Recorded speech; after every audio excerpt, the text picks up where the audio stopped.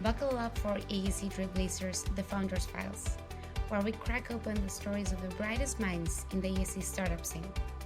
Forget institutional pitches.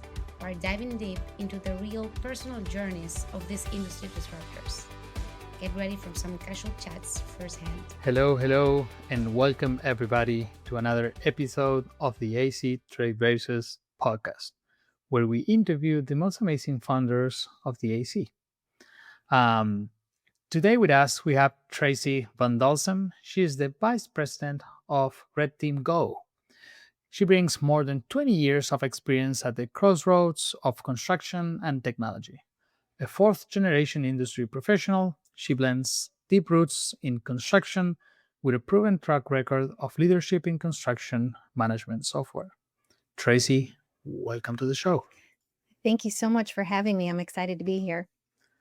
Yeah, so much to ask, but before I think we start asking a lot of technical questions and speaking about management software and all that. I just want to know, given the fact that the construction industry is not an easy industry, let's put it like that. It's beautiful, but it's not an easy industry. Yeah. How you ended up working on the AC on the first place? That's a great question. I blame it on family history and it being in my blood. I am a fourth generation general contractor in my family, as it so happens, which is an honor for me to have fallen in love with it like three generations before me. I grew up around it. My dad was a residential builder, and my grandfathers also were builders and developers. And so I grew up in this space and being around it all the time. And so probably from about a sophomore in high school, I was like, I want to do something in this space. And I actually thought I was going to go the architecture route and be an architect or an interior designer. And so my bachelor's degree is actually in housing and environmental design, which is just a fancy word for interior design. And then I had planned to go on and get my master's in architecture. And I got to the school. I was doing my interview, and I was talking with the deans of the architecture program, and I was just not feeling it. And the architecture school had the construction management program in the School of Architecture. And so I walked across the hall and poked my head in the door, and I was like, how do I learn more about the construction management side of this architecture school? And they were like, well, come in and sit down. So I ended up going in and sitting down and just kind of sharing my background and what I wanted to do. And I was like, well, how do I apply? And he was like, well, you just did. And so that was kind of my entry into construction at that point. And I ended up graduating with a master's degree in construction management and have the same degree that my dad has. And so that's a really fun thing for me to be able to relate to my dad in that way. And so, yeah, I fell in love with it from an early age and really didn't waver too much, from knowing that I wanted to play some kind of a part in this industry. So that's kind of how I got started in construction. I went to work at a firm that had an interior design organization in the construction of their business as well. And so that was just a pretty natural fit right out of school to kind of blend both of my educational paths together, which was really fun. Yeah, I mean, I'm an architect, and I can say it. Like, design is so different from construction. Yeah. So Yeah. I know what you're speaking about, and even though it's the same industry, it's nothing. They don't have anything in common at all. It's just too different. So if you like construction, yeah, there's no way you can like like architectural design. Um, but then you said you started working on the blending your both of your passions. Like, you always kept that path working also on the interior design side, or you were like at some point there was a breaking point where you decided, you know what, I don't want to have to do anything with like design, and I just want to do construction management. Yeah, I really did. I don't want to say that I broke up with interior design or design in general, because I still love it. I'm very passionate about it. I'm good at it, putting things together, being able to design interior spaces and do space planning and kind of put things together. Like I can still very much do that, but I think that there did probably come a point in time where I was like, I'm going to let that part go and I'm going to focus on just the building part, just the construction part. That's more I fell in love with the logistical pieces of having a project come together. So I really enjoyed working with architects.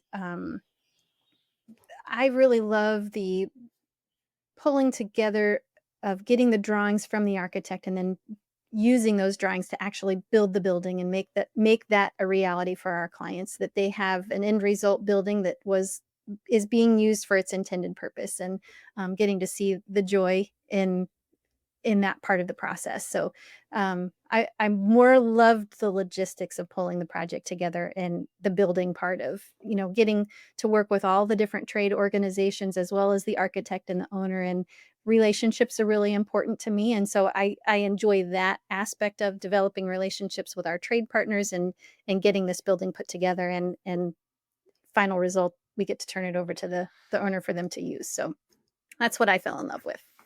I mean, yeah, that's something that I do find interesting about general contractors, right? I think it's the I think the stakeholder on a construction project that needs to deal with most people, right? It's more of a role that you need to deal with the owner, but you also need to deal with the architects, and you also need to deal with the job site and the subcontractors. So there is so much of dealing with people, and yeah, like you said, if you don't like speaking to other people, you're not a social person, it's really hard that you're going to be a good general contractor, I guess.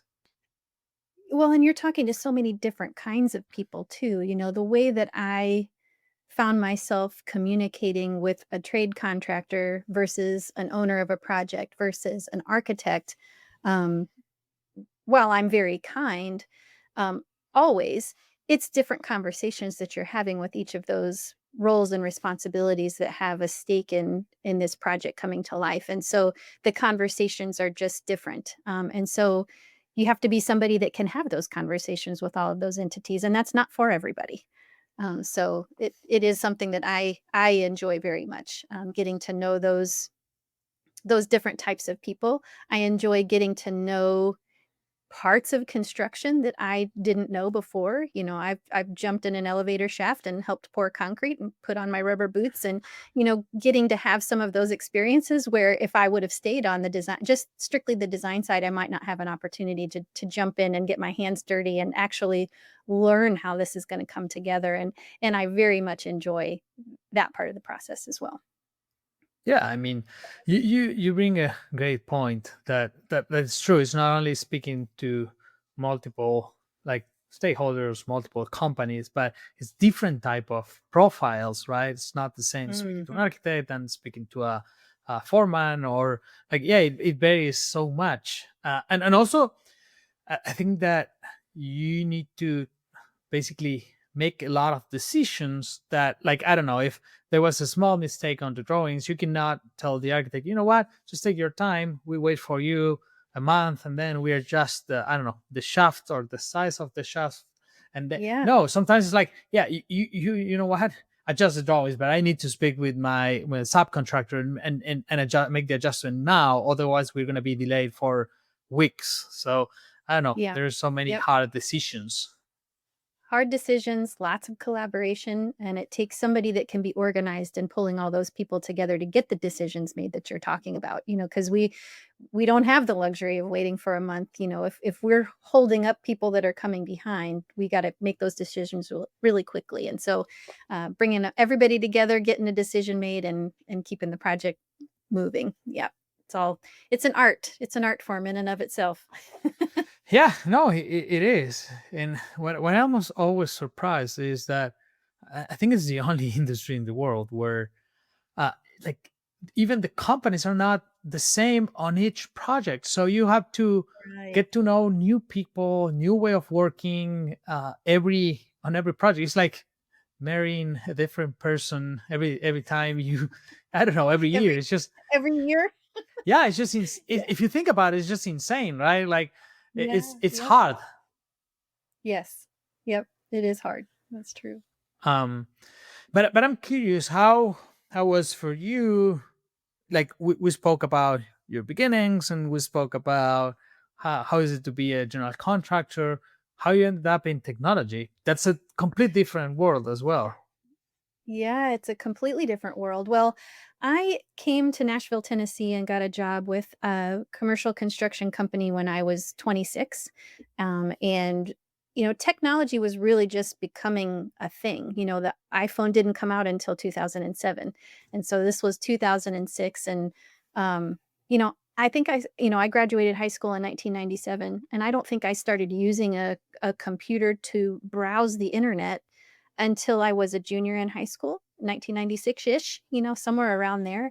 So, technology really in the grand scheme of things in 2004, 2005, 2006 was still pretty new.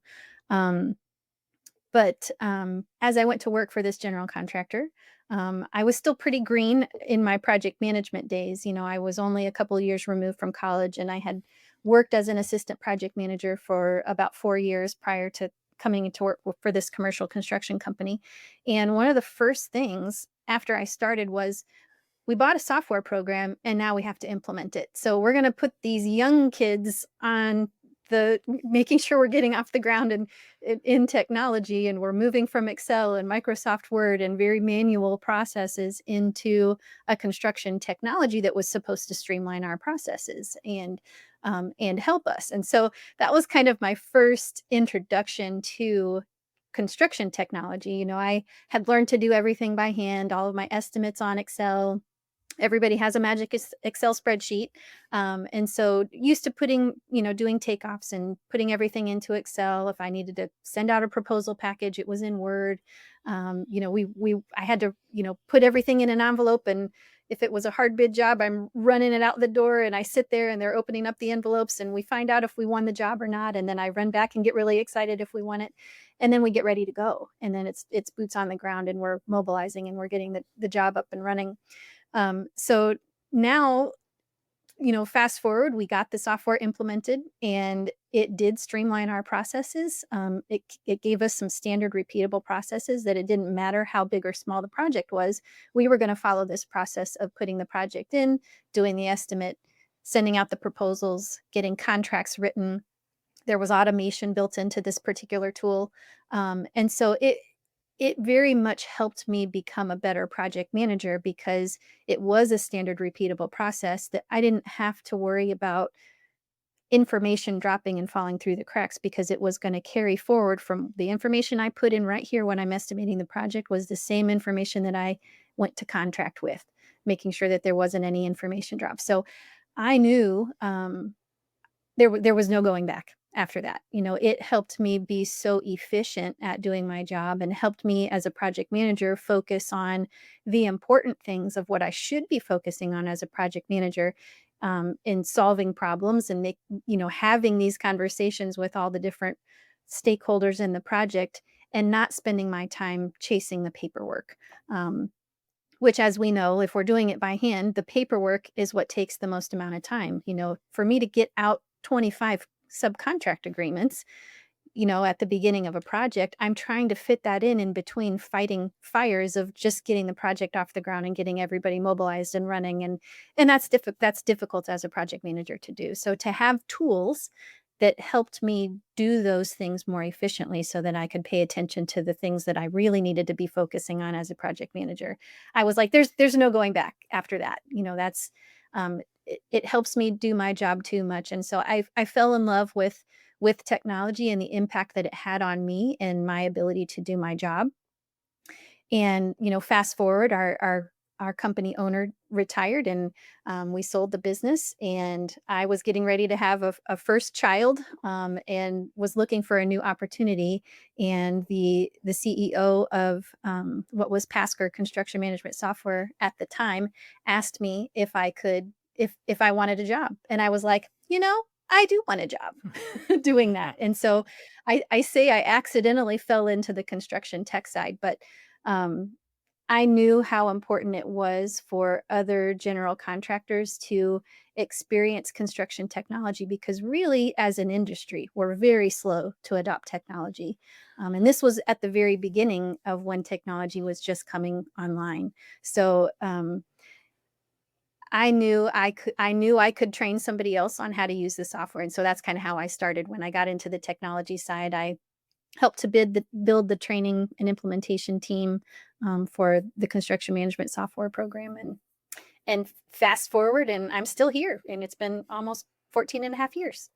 I mean, what you're saying, like, yeah, you have been 14 years there, but like, it's still a reality today that even it's getting better, right? The industry is getting better, Yeah. but it still takes so much time. And I'm not gonna blame it on any stakeholder in particular. I think it's just in nature of our industry, right? Like, you cannot, if you have a project that is gonna last 3 years, you cannot, you know, implement the CRM or something in the middle of the project and disrupt the whole Right. flow of. So you have to wait until the project is done.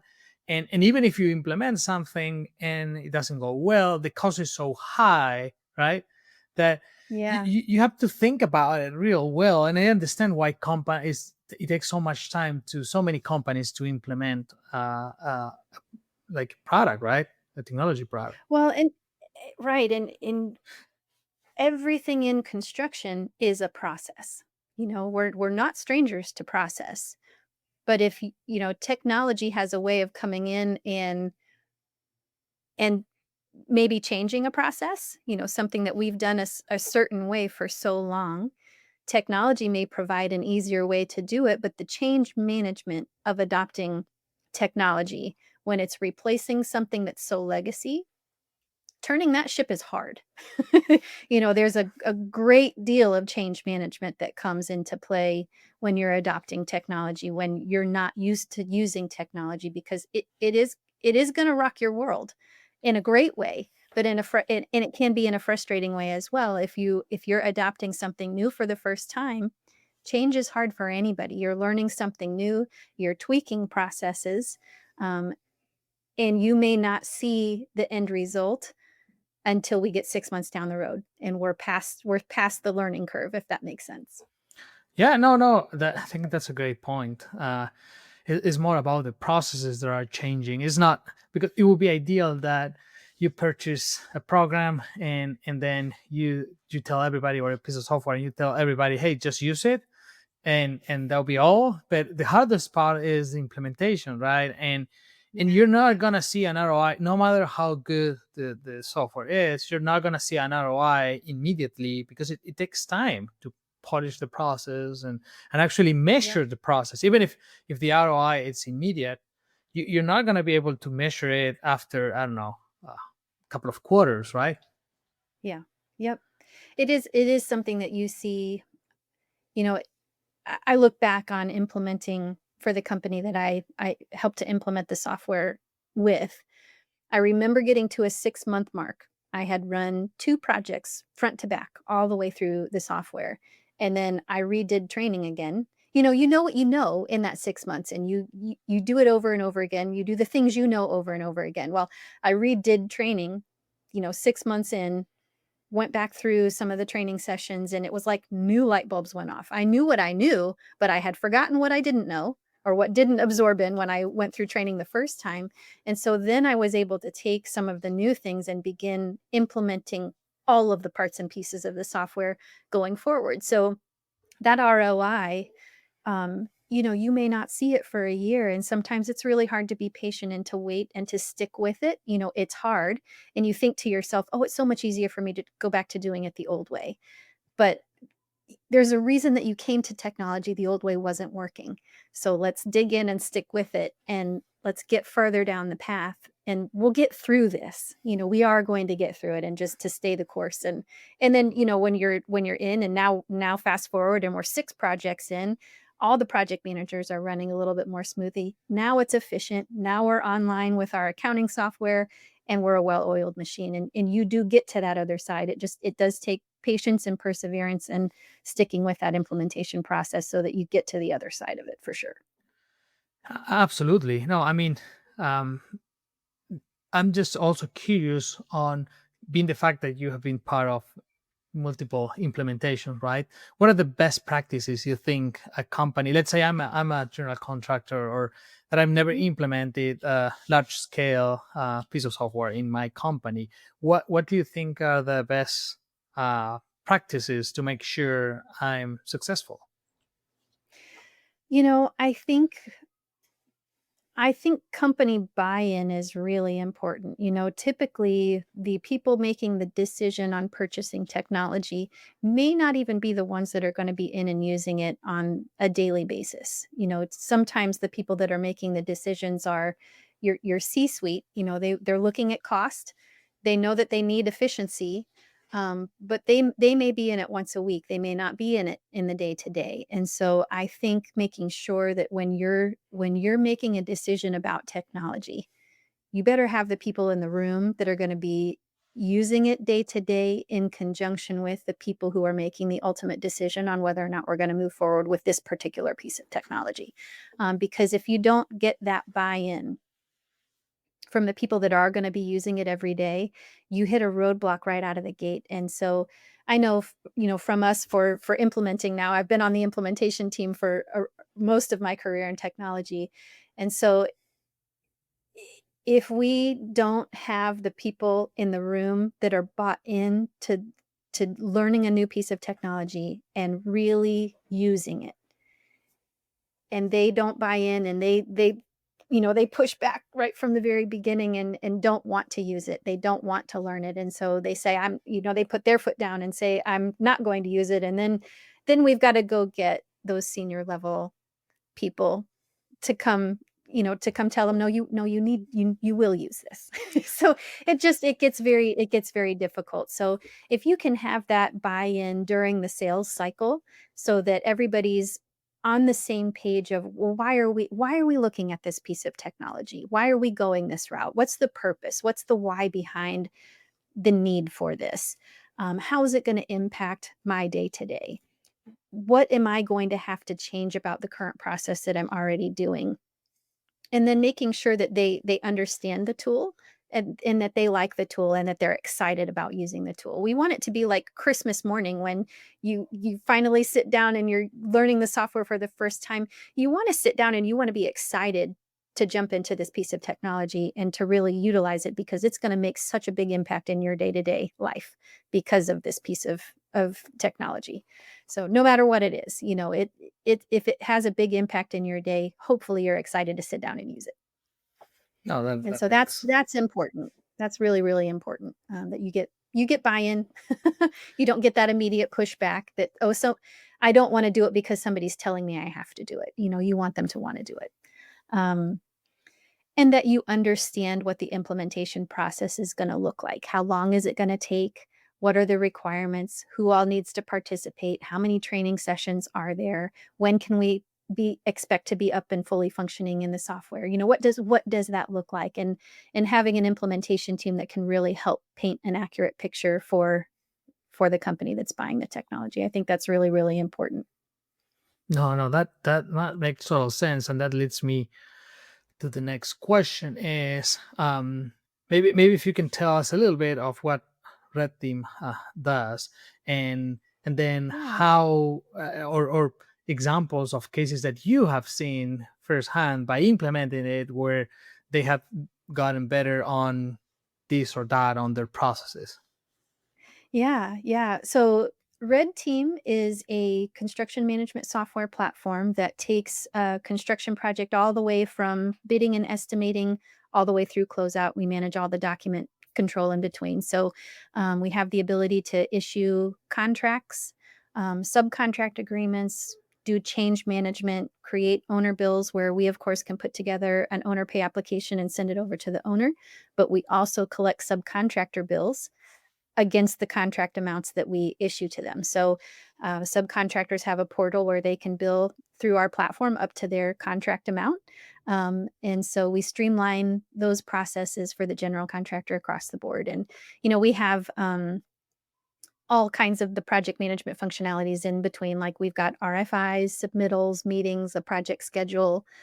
So we're taking care of all the different aspects of project management and providing a tool that helps a general contractor keep a single source of truth for all the documentation, and provide a cloud-based software that we can communicate back and forth through this tool, and we're creating all the documents, and it all lives within the project, within the software. So it's a great tool. I've said I could not have done my job as well without it as a project manager, and so I believe really strongly in using technology. It doesn't have to be RedTeam. There's plenty of good options out there. We would love for you to come to RedTeam. If you're a commercial contractor, we would love to have you on board. But the best software is the one that your team is going to use to help you become a more efficient at what you do. So, so that's a little bit about RedTeam. That's a great description of it and a good advice. But I'm also curious because there are so many different type of software out there, and some others might not be a game changer. In your case, I feel that if you're implementing a tool like RedTeam, like you might not be using anything, or you might only maybe using Excel. So the gap you're feeling is huge. It's not like you're automating a little bit of, I don't know, like the bidding process, and you're I don't know, automatically reading the blueprints. Yeah, it's great, but it's not going to change your whole organization. If you're implementing a tool to manage the whole process, it's going to change your whole flow. So I'm just curious on how's the experience going from almost nothing to the whole platform or ecosystem. Yeah, well, and some, depending on the company too. At the time that I started implementing it back in 2006, everybody was coming from manual methods to software. Now, fast forward to 2025, software is not new. It's been around nearly 20 years plus now at this point. So we're having more and more people are coming from technology to technology. So there's they're not strangers to it, and they know that technology is going to impact their business. And they may have tried a couple of parts and pieces, but maybe they haven't tried a platform that affects their entire workflow. Maybe they just did an online plan room or had an online takeoff tool where it can read the plans and they can do online takeoff, and it helps them prepare an estimate. But they have not gone to a full platform where now it's helping you with all of your document management from front to back of a construction project. And so we do find that a lot of upstart companies will come. Our software has a process built in, and it's very similar to how we would do it if we were doing everything by manual methods, and we're used to those processes. The electronic processes were built in a very familiar way, so it should feel a little bit like riding a bike. We're going to do the submittal process. Now we're going to issue all of these things electronically instead of having to print 7 copies, and you keep 2, I send 3 to the architect, they keep 2 and give 2 back to me.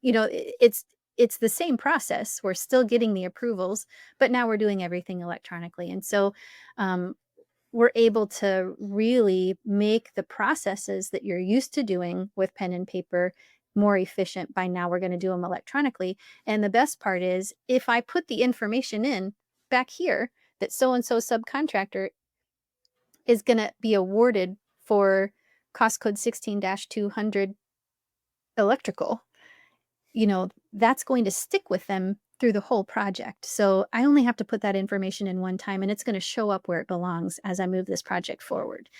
So it's a great tool in that way for efficiency. But if you're wanting a process to really help you, and you are willing to make the change across the board for your organization, that no, we're ready to jump in with both feet. Our tools are great because we are going to start at the beginning, and we're going to take that information and it's going to follow you for the whole course of the project. And we're going to make sure that you have the tools to collaborate with all the stakeholders, the flow of the communication, circulates through the general contractor, so that we're not accidentally just going from trade contractor to architect to ask this question, and we're leaving the GC out, or vice versa. It's very transparent, and we've got all the stakeholders invested in the project able to collaborate through the tool, which is wonderful.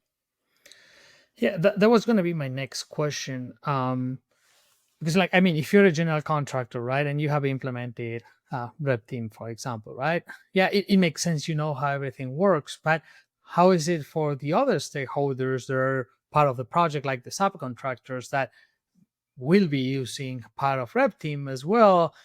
How's that, Mhm. a learning curve, or how's that process?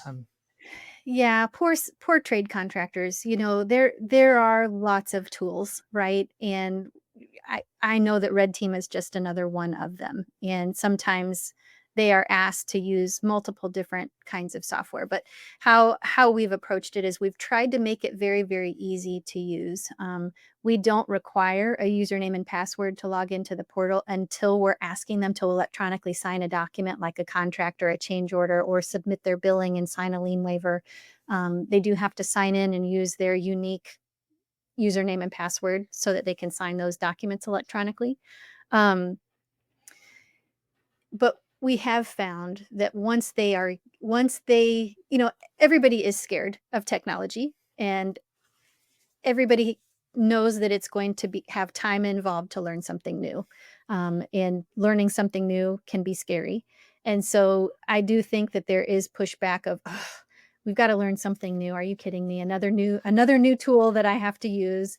And so, they're inundated with those. And so I do have a lot of compassion for the trade contractors that we ask to use our different software platforms. But I think that's where, as designers of the software, we have to make it very, very easy for them to get logged in, to find where they need to go, and to do what they need to do, whether we're asking for them to submit a bill, or we're asking for them to return a lien waiver, or we're asking for them to submit a submittal package. We want that process to be very seamless and very easy for them to use the tool, so that they can get in there and do what we're asking them to do.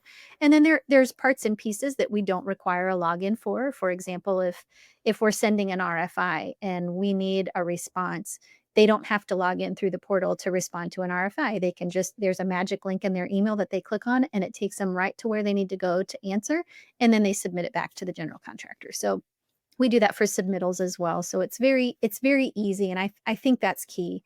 Don't make it confusing.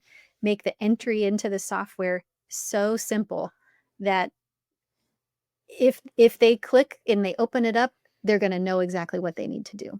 And so we strive to do that with the designs in our technology, that they're going to know and understand what they need to do just in looking at the tool.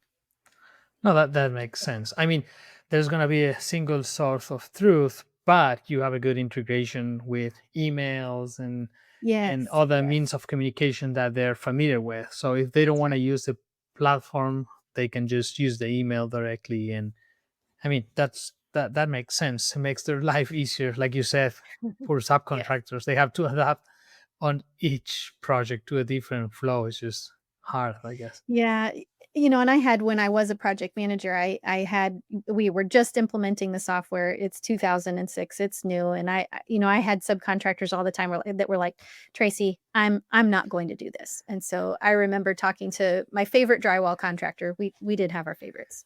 But I was like, "Just Dave, come in and sit down next to me. We'll do it together. I'll show you how easy it is." And so he came in, sat down next to me, probably for 6 months. Every month, he did monthly billing. So he came and sat down next to me on the 20th of every month. We did billing together. He saw how easy it was. He turned in his bill. I handed him his check. He walked out the door and came to see me the next month. Well, fast forward a year, and he's doing it on his own. He's not coming to see me anymore. And he told me, he was like, "Tracy, I don't want to do work for any other general contractors in Nashville that don't use this software, because it's so easy. I don't want to do it the old way anymore." And so those are the kinds of success stories that you will start to hear from people, is that, "Oh, now I've got the hang of it. It really is easy. I don't want to do it the old way anymore. I got it. We're good to go." So that's what we want to hear. And more often than not, we get there with our trade contractors. It may take some hand holding along the way, but we eventually get there. They understand how easy it is. They get used to the workflow, and they're ready to rock and roll after a couple tries. No, that's music to your ears when a subcontractor says that. It's just hard with the amount of constructions that is happening in Nashville right now. So hard to just always work with the same, general contractors that are using RedTeam. Oh yeah, absolutely. It's just, yeah. But anyway, I think this conversation has been pretty interesting, and I don't want to take you a lot of your time. Today's a federal holiday, so it's double the effort. But before we say goodbye to each other, can I ask you a couple of ping pong questions? Sure, absolutely. All right. Let's start with if you could collaborate with any person in history, which person would you choose? Oh, I'm going to be a real big nerd. So for my grandfather, he was a developer and a builder, and I didn't really start to develop a passion until he was had already passed away. Oh, And so I would have loved to have been a fly on the wall or a participant in the design and the development of what is still my family legacy today in those building projects. And they're still in our family and we're still continuing to build, but I would have loved to have known him in that light back then. So that I would say I would love to collaborate with my grandfather on building some projects that would have a lasting impact for my family. nice. Like same happened to me. My grandfather used to be an engineer. He has a big construction company, and never got to, work with him on a project because when I started being an architect, he passed away. So I feel you on that, and that's a great answer. So neat. Hmm. And then if you can say a great AC software, you cannot say RedTeam. We know RedTeam is number one, but maybe number two.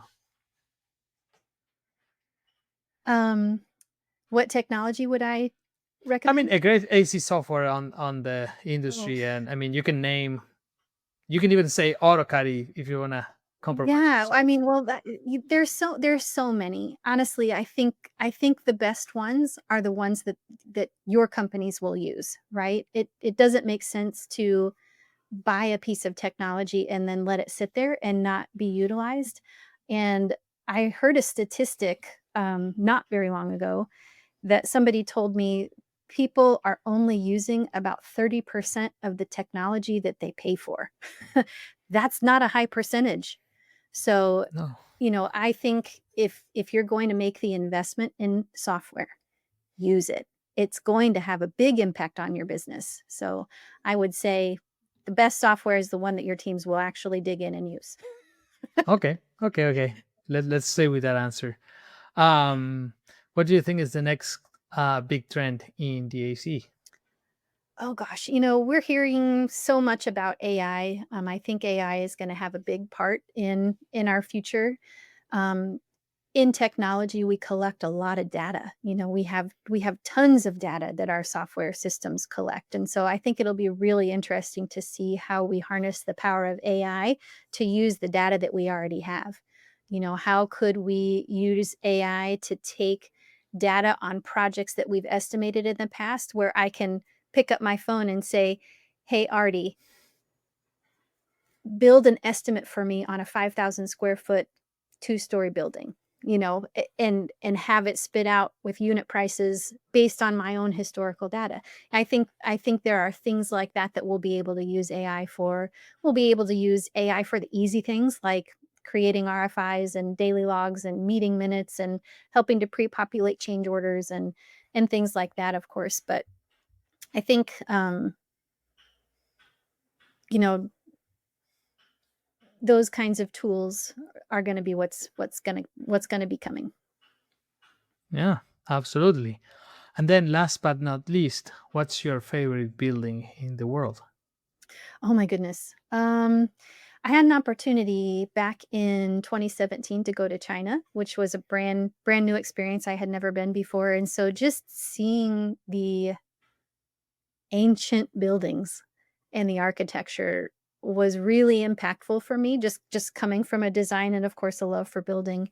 Um, Seeing things that were thousands and thousands of years old was pretty magnificent. And so I would say that was probably, and there's so many different buildings, so many different types of buildings.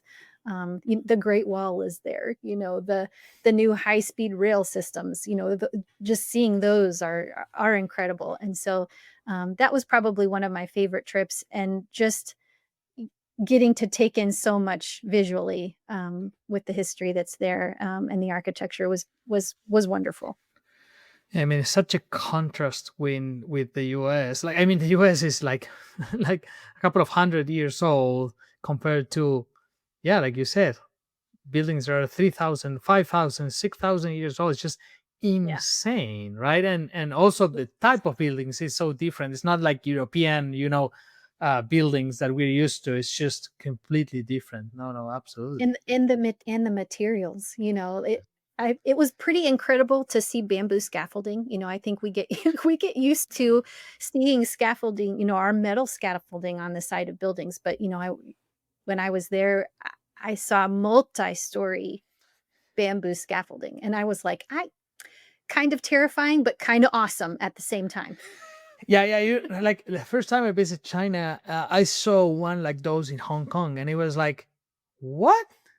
It was like it was like, I don't know, 50 or 30-story like scaffolding, and it was like, I mean, I don't know how to feel about it. I mean, from a perspective, it's amazing, but at the same time, it's like, how safe is this, right? Yeah, it's interesting.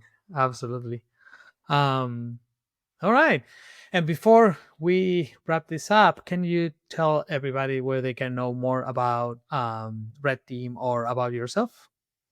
Yes. Well, you can find me on LinkedIn. So just search for Traci Van Dalsum on LinkedIn. I'm probably the only one. But you can search for me there. You can learn more about Red Team at redteam.com. We've got a wonderful website. We've got lots of resources that are on there. You can request a demo with one of our sales associates. You can learn a little bit more. We've got YouTube channels that talk all about our products as well. So we'd be happy to connect with you if you're a commercial general contractor and you're looking for a construction management platform that can help you manage your process from the beginning of the project all the way to close out, and managing all the documents in between. We'd love to be that resource for you. So please let us know if we can be helpful. Absolutely. Thanks so much for your time, Tracy. This was delightful. So appreciate your Thank time. you so much for having me. Yeah, absolutely. And looking forward to hearing more about Red Team in the future. All right. Yes, happy to. All right. Have a good one. Thank you Bye. so much. You too. Bye-bye. Thanks to our listeners. If you like this content, you can find past and upcoming episodes in ascworks.everse.com and at all of our Everse social media. We'd love to hear from you and recommendations for new content, so leave us a DM and we'll make sure to catch it.